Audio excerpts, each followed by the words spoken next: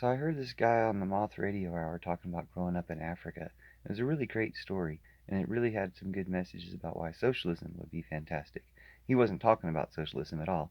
In fact, the story was about Coca-Cola and a soccer ball. So there's a bone for you capitalists to toot your horns over.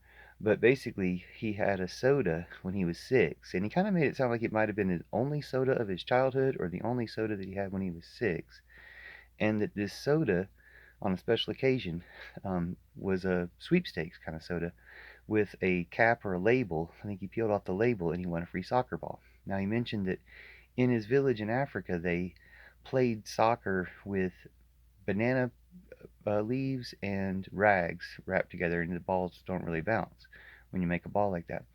So he was like the only person in his village or even in the area who got a soccer ball because he won this soccer ball. And so he was like a celebrity. He said he only wanted to use the soccer ball on special occasions, but that word spread. Everyone was talking about the soccer ball that he won.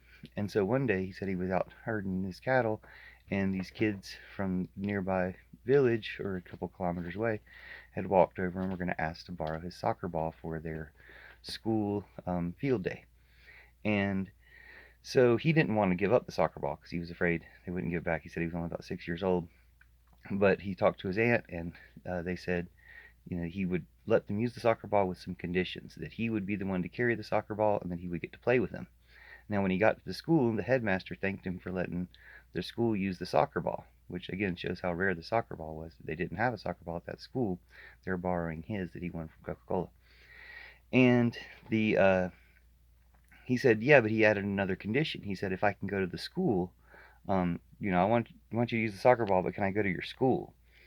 And so the guy gave him the tests, to count to 10 and to touch his ear, and then admitted him into the school. Now, this changed his life to be able to go to this school. And the whole point, he didn't say anything about socialism, but the whole point it made to me was that something like this can change somebody's life in these circumstances, and it doesn't really cost that much. Um, if we were providing the people who need the most, even the smallest things, the world would improve so drastically.